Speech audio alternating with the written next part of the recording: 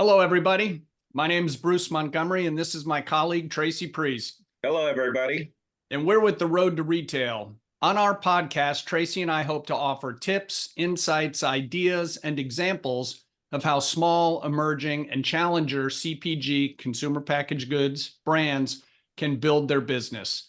Everything from determining if you're ready to grow, where to start, how to prove it online, how to go about securing distribution at a national retailer, driving your business with the consumer, and how to go about finding an investor if you're ready for that. The bottom line is, Tracy and I have been doing this a long time. We've made a lot of mistakes, done a couple of good things, and if we can help out and smooth your journey here, we'd love to help. Tracy? Absolutely. So Bruce and I have been in commercial operations and consumer packaged goods for over 30 years. And you may ask yourself, what do we mean by commercial operations? So what do we mean? We mean sales, marketing, trade marketing, acquisitions, divestitures, product development, managing brokers, managing distributors, managing marketing agencies. So we've done it all. And again, as Bruce said, our purpose for this podcast is really to share our learnings, our successes, our mistakes with our small, emerging, and challenger brand audience. Also, from time to time, we bring on friends and colleagues from the CPG industry to share their insights and experiences with our audience. So today, Bruce, why don't you introduce who we have today? Today we have a great friend of the show, Susan Levy. Susan has her own consulting firm. They do wonderful work in strategy. They have a real specialty in healthcare of all kinds, and she's carved out a very powerful niche in helping companies bring Rx-to-OTC switches. For those of you not in healthcare, the vernacular, that's bringing a prescription drug over the counter so that now you can buy it without a prescription. So Susan, welcome to the show. Thanks for your time. And why don't you give a little bit more background on what you've done and how you got to where you are now? Thanks for having me, guys. I really appreciate it. I know you talked about 30 years of experience. I actually have been in the industry for over 35 years, which is very scary at this point. I've done a whole bunch of different roles. I started my career in R&D. Actually, I have a degree in chemistry. Spent a couple of years at Unilever trying to create the world's first clear antiperspirant stick. And I feel quite vindicated that no one else has done that yet. From there, I went to Beecham Products while attending NYU at night for my MBA. Of course, Beecham Products is now one of the many predecessor companies to what is now Haleon. And I spent about 8 years there, moving up the ladder, moving into R&D management, and then went to Warner Lambert. Of course, Warner Lambert eventually got acquired by Pfizer. And at Warner Lambert Pfizer, I moved into marketing roles, both domestic and global marketing roles. I spent about 8 years there. And then I went to Schering-Plough Consumer Healthcare in a business development role. That was a great opportunity for me to leverage my experience both on the technical side of the business as well as on the commercial side of the business. Of course, Merck acquired Schering-Plough, and I wound up at corporate strategy at Merck. But along the way, I had worked on Rx-to-OTC switches, starting in the mid-90s when Tagamet and Nicorette switched at Beecham. When I was at Warner Lambert, I was on the switch selection team, which morphed into the switch steering team, worked on a lot of switches that were successful and some that failed, learned a lot from that. And of course, I was at Schering in its heyday of Rx-to-OTC switches. I did the deal on Zegrid. I did the deal on Oxytrol. But one time I was working on 6 different switch projects there. So back to Merck corporate strategy. That was going great, working with Merck's CEO and his leadership team to help them think about what Merck should look like 10 years in the future, right around the time that the Affordable Care Act came out. But we got a new CEO who wanted to use McKinsey, and so I was out of a job. And I thought I would go for another role in corporate America. And instead, my phone started to ring with folks asking me to do consulting. So I thought I'll do this on a temporary basis while I looked for a real job. And within a year, I had to hire a former colleague of mine to come work with me. And from there, we grew. So we are now 13 years, almost on our 14th year. We're a team of 8. We work with consumer health and wellness companies to develop and implement growth strategies. About a third of the work that we do is what I'll call strategic marketing. It's everything from someone needs extra arms and legs for a short period of time to help looking at claims, help thinking about innovation opportunities. So that's about a third of our work. About a third of our work is business development. So we've worked with companies to acquire assets, to divest assets, as well as technologies that can grow consumer health and wellness brands. And about a third of our work is Rx to OTC switch, which is a real niche for us. We define our sandbox as anything that a consumer could buy in the front of a drugstore because they believe it will improve their health. So OTC drugs, devices, diagnostics, nutritionals, and cosmeceuticals. And I know this is road to retail. I have to admit, I've never had a sales role. In a marketing role, I've done headquarters calls at, Walmart and Rite Aid and CVS and all those folks, but I've never actually had a sales role, Bruce. Yeah, but the interesting thing there, Susan, everything you said, and Tracy will back this up. The whole thing is a team effort, and everyone contributes to the road, right? So one of the things, Susan, I'd like to ask you, when we talk to these small emerging challenger brands, we always ask them about, did you guys just, blindly go for it because you had faith and no one was going to tell you? And I know you just gave us part of this in your backstory, but did you, with your firm, did you guys ever do any like process oriented thinking to say, you know what, I think this is something here? Or like you said, the phone just stopped ringing and, it's been 13 years since you went on an interview for a quote unquote real job. Did you do anything to validate that you had a space here? Or have you just kind of sharpened your elbows and created your own space? Well, not right away. Initially it was just that the phone kept ringing. And that kept going and, needing more arms and legs on our side. But we did actually undergo a rebranding in 2021. Originally, we were called Susan B. Levy Consulting because this was going to be temporary. I just needed to slap my name on an LLC. But I think over time, there are a couple of things. Number one, I think people thought it was just me, or some folks thought it was just me, and it wasn't just me. I had an amazing team that I was working with. And that team needed credit for what they were doing. And so we rebranded a couple of years ago to SBL Consulting Group. And we, sort of practiced what we preached. We created our own brand pyramid. And we took that out to clients. We took our brand pyramid out to some of the firms that we often partner with to say, how does this sound to you? And what do you think about this? We got some great feedback in that process that did provide validation in addition to where we should be going for further growth.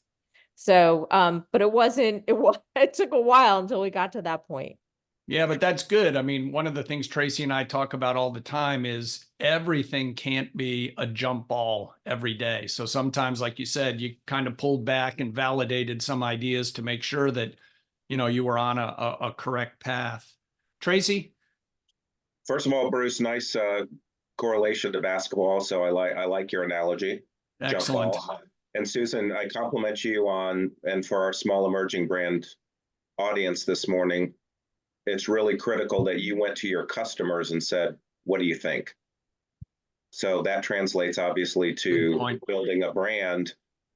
You got to validate, do I have something here? So that's kind of what we wanted to kind of talk with you about a little bit now is, in specifically to our Rx-to-OTC switches, what questions and challenges do you pose to your clients when they come to you with, an idea? Kind of like, is there a demand for this product? Do you understand? This is a big question. Do you understand what it costs to bring a brand to market? Because it is obviously, as you know, not a cheap endeavor. So maybe talk to our audience today about that. Yeah, I think one of the things that I try to explain to people to begin with is Rx to OTC switch is simply a mechanism to bring a new to the world consumer healthcare brand to market, right? There are other ways to do that. One way is Rx to OTC switch. And so with bringing any new brand to market, you have to understand, how does this address an unmet consumer need? How are you going to generate awareness and trial? Are consumers going to be satisfied with the product when they use it? But particularly in an Rx-to-OTC switch, it is a very long and expensive process. Right. I think most people are surprised to hear that about 40% of Rx-to-OTC switches fail commercially. I mean, there's a whole bunch that fail for regulatory reasons, but about 40% fail commercially. Wow. So That's not Susan, surprising. one of the other things to build off of Tracy's point, not only the cost, because some of the products that have been prescription, once you're kind of listed on the formularies and doctors have some semblance of awareness and comfort with you, then you have to sort of rebuild the whole thing. But let's take a little bit of a twist on this. And in your world, when you see these brands right now that might be either exclusively or primarily, direct to consumer, DTC, and they start, maybe they're one of the phone calls you get and say, hey, Susan, we're thinking of trying to go retail on this, or we think we have a brand and we might just go DTC. How do you guys help them think through those two things? Do you guys really know what you're doing, et cetera? But talk about that, will you please? Yeah, that's a really interesting question, Bruce. And it almost ties in right now, it ties back to Rx-to-OTC switch. We had a client who recently approached us, and we're putting together actually a proposal for them right now. They are a traditionally generic manufacturer of OTC products. And one of the products that they were manufacturing a lot of has, in the last few years, gone over the counter. They've not been an OTC private label supplier, but they have to have their product now has to go over the counter because a product for the same indication, same population, et cetera, cannot be RX and OTC at the same time. So when a switch happens, the generics have to go OTC as well. So their management is thinking, well, do we create a brand? Do we go DTC? Do we just put a generic on Amazon? Like, what do we do here? And I think that they simply don't understand, and so many folks, when they're entering the consumer healthcare space, don't understand any of these models, right? They don't understand DTC, the need to, not only link with a Shopify, that's great. How are you going to drive traffic to your site? But then who's handling the pick, pack, ship? And oh, by the way, the cost of that pick, pack, ship operation can be huge. So if you're trying to sell a $16 item, but it's heavy or it's big, now, it could be $16 in pick, pack, ship fees. Are you going to charge consumers for $32 for an item that they can buy for $16 in CVS? And that's crazy. I think a lot of companies still don't understand that there's actually 3 models on Amazon, right? There's the original Amazon model when Amazon was selling books and you just listed your product on Amazon and Amazon took a cut of that. There's the model where Amazon essentially is acting like a brick and mortar retailer. They're buying products from you at a factory price. Amazon gets to set that price, the retail price that they can change every single day or depending on where you live. But they're essentially a brick and mortar retailer when they're doing that. And then, of course, there's the hybrid model where you can list on Amazon, but now you're paying Amazon to warehouse your product and ship your product, et cetera, et cetera. Amazon's doing great because in any one of these scenarios, they're making money. Most people don't understand these different models and, which one is the right one and which one, what control do they have? And then I think a lot of companies don't understand in a traditional retail model. I mean, there are a lot of people out there who think, well, I'm just going to walk into my CVS and talk to the manager and they'll put my product on the shelf. Or I'll just call the headquarters. We worked with one client recently who didn't understand that in a given aisle, the shelves typically get reset one time a year, and that is it. It doesn't matter how amazing your product is, there's a window. And oh, by the way, the retailers are hearing presentations about that once a year, about 6 months beforehand. So you have to hit that window. You have to have a compelling story for why they should put your product on their shelf, not because you think it's great, but you have to be able to convince that retailer that they're going to make more money per linear inch from your product than they are from the other products.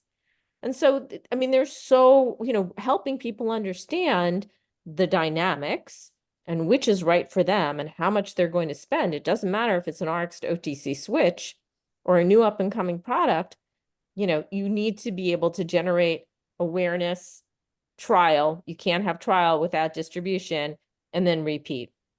So one of the things that you just said, Susan, which Tracy's done a great job on some of our other episodes, is talking about the schedule and calendar of each of the retailers.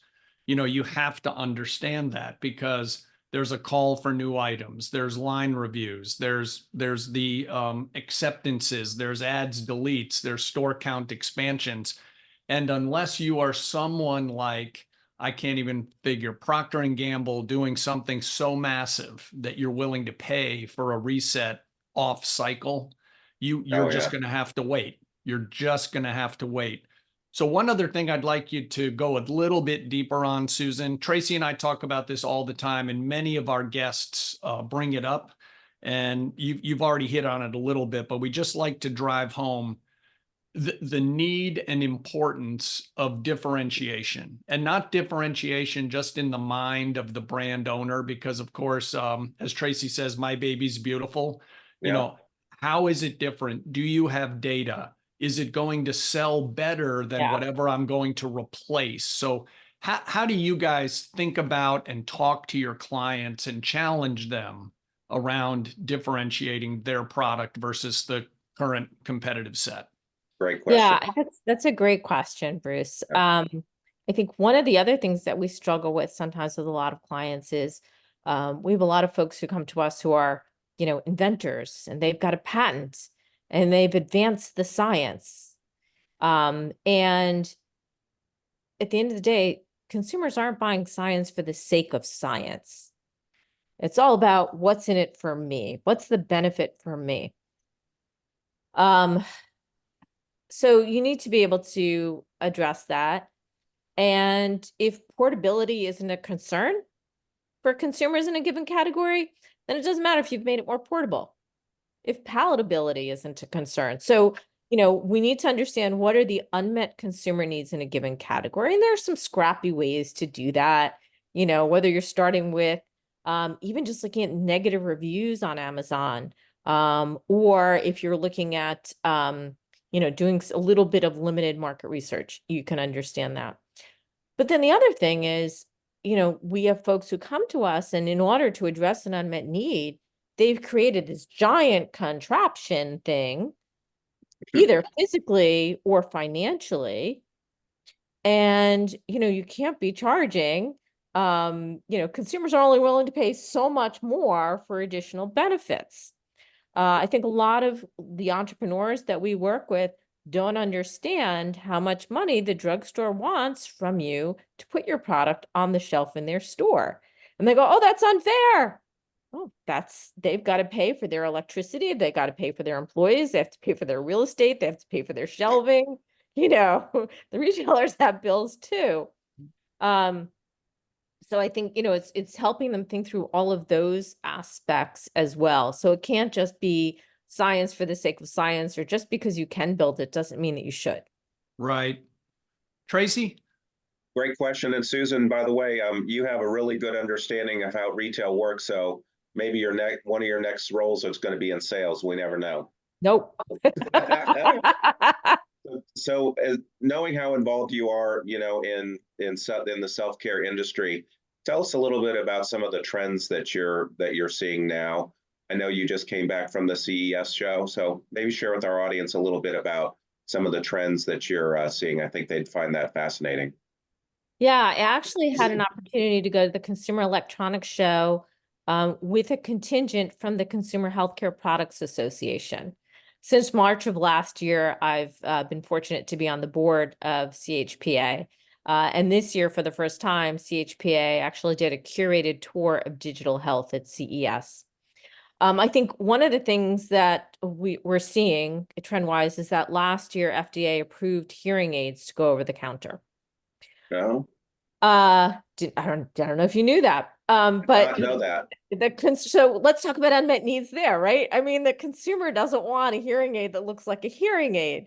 So the smarter hearing aid companies are starting to make hearing aids that look like Apple iPod devices, or I also saw some that look like earrings that are really hearing aids.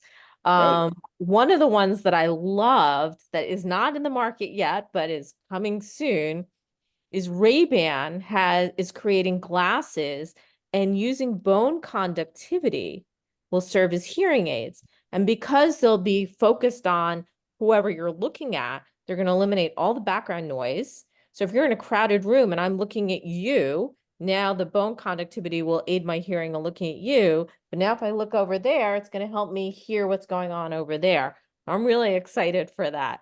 How cool is that? Yeah, exactly.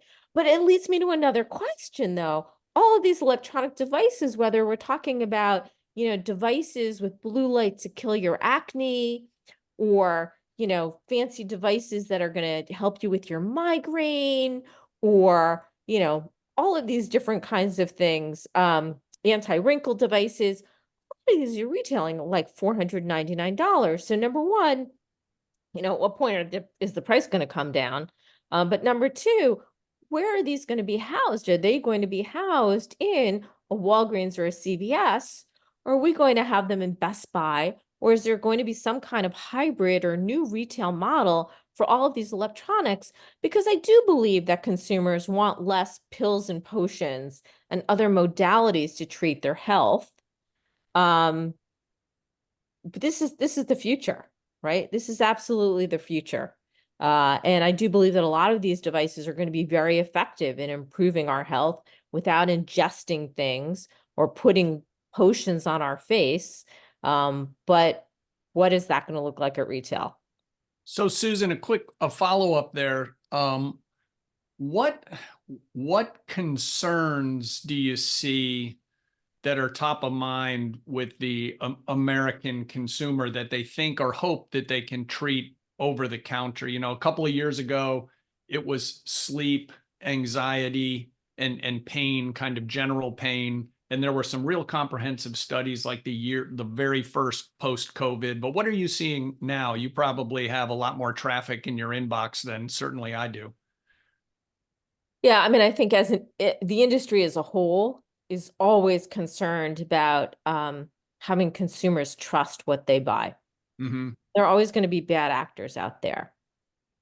But last year, an FDA advisory panel recommended the withdrawal of the decongestant phenylephrine. That FDA has not acted yet on that advisory panel. They've gotten a bunch of comments from industry. I'm sure they did. Yeah, they got Yes. a lot of comments. And then FDA, as the process goes, FDA has to issue a proposed rule. The public will have 6 months to comment on that. Then FDA will have to sift through those comments before there's a final regulation. And FDA may give manufacturers an opportunity to sort of, work through inventory. So it could still be a couple of years before we see phenylephrine withdrawn from the market, if it is withdrawn from the market. And FDA's concerns were not concerns about safety. I want to be clear. FDA's concerns were that the product wasn't really effective. So I think, we've seen, I think CVS announced that they were withdrawing all single ingredient phenylephrine products. But the issue now becomes the only other oral nasal decongestant out there is pseudoephedrine. And pseudoephedrine is this drug where you've got to go to the pharmacy and sign your life away. So I think that this is going to be something we're going to need to address with the consumers is, what do you trust? How do you do this? How do you get relief when you have a stuffed up nose? What's the best way to do that? Right.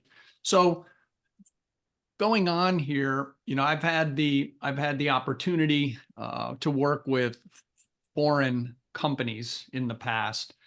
Can you speak a little bit? What counsel do you give foreign companies that might want to either establish a beachhead in the US or bring a brand from another country here? The US, for all of our blessings and curses, it's just such a big market. Every foreign company that I've ever worked with or talked to, they're like, if we can just get 2 things into the US market, we could. And it's like, not quite that easy. So Right. what counsel do you offer? Well, I think the first thing we start with is, needing to understand the regulatory environment. Mm-hmm. Just because something is approved outside the US doesn't mean that the US FDA is going to look at it and go, oh, well, we trust that other governments have reviewed this and approved this. It doesn't work like that.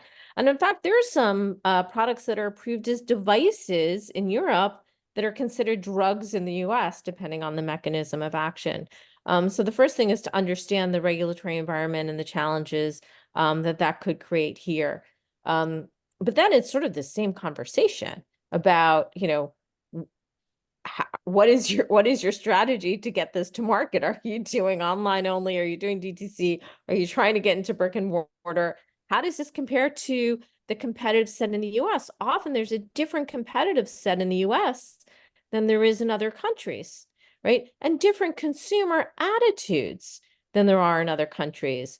I'll give you a good example. In Japan, I once managed the Visine brand globally. So eye care is fascinating to me. And in Japan, people use eye drops like we use mints in the US. We use mints to refresh ourselves, right? In the middle of the day. They have menthol in their eye drops in Japan. So you can, Wow. yeah, I see that look, right? So you just Yeah. pop the eye drops in your eyes, and now you're all of a sudden you're like, woo, I'm refreshed. They also use eye drops a lot more with children for blue light exposure. They're much more likely to put eye drops in their kids' eyes because they're looking at computers too much. We don't do that in the US. So just because culturally a product does really well in one country doesn't mean it's going to translate here. Great point. Well, and the other thing that I've run into examples of, no matter how worldly these men and women are, they really can't understand the competitiveness, cost, and the sheer size of the US. You talk about some of these European countries, geographically, they're small. So they're like, why is my distribution so much higher in the US? Because it's a big country. Okay. Yeah, they also don't understand like how much inventory you're actually going to need to Yep. launch into these stores and how complex that gets. Well, Yeah, how and many distribution centers Walmart has and how each one of those distribution centers is going to be placing an order once a week. Well, and then practicing getting your product into the country. I mean, I've had bad examples of stuff sequestered at O'Hare or at a various port because there's a paperwork error and, you're burning dating and then people can't find your container, all kinds of crazy things. Yes. Tracy? Yeah, I just wanted to comment. Yeah, I think foreign countries or foreign brands coming to the US totally underestimate the logistics of bringing a product to the US, just from, like you said, distribution centers to a 3PL to all kinds of logistical issues that are very complicated. And if you don't know what you're doing, you can make a lot of big mistakes. Yeah, I mean, I would almost say that you're better off trying to, if you really want to do this, find a manufacturer that's based in the US to manufacture the same product or a similar product, because if you can avoid those import issues, it just makes life so much easier, as well as the fact that, we're working with one client right now and, they are manufacturing in Italy and the Italian manufacturer doesn't always do things on time. And so instead of paying for, shipping, instead of paying for shipping on a boat, now they're constantly paying for shipping on a plane to get stuff over here. Very Ay, expensive. Yeah. Very expensive. Well, good. Well, next topic, let's talk about raising money. I know you're not directly involved in raising money for brands, but maybe talk to us about what an investor from your vantage point is looking for if they're going to put in money, their own money to invest in a brand. What's been your experience? And I know this is a big topic for our small emerging brands because every brand in the free world these days is looking for, financial backing. Yeah, we have helped clients reach out to venture capitalists and put their pitches together and things like that. I mean, everything you read says the venture capital market, particularly for consumer, is drying up, and I do believe that. Once upon a time, people were throwing money at consumer products, and with the caveat that it was grow at all costs, right? Just Yeah. drive sales.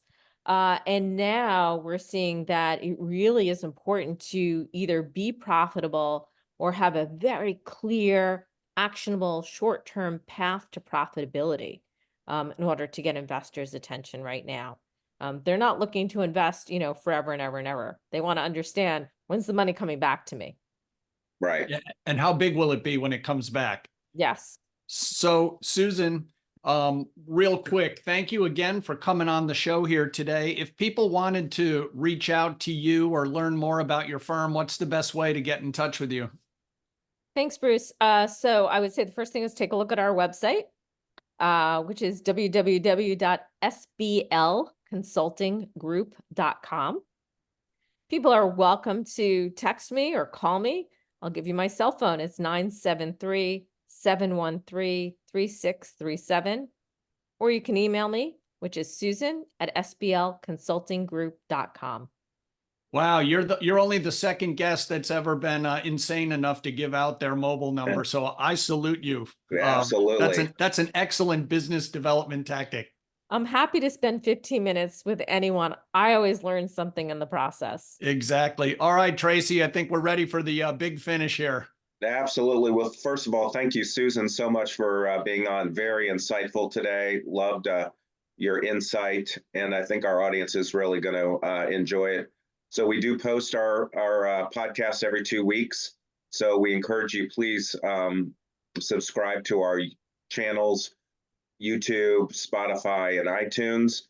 And we welcome your feedback.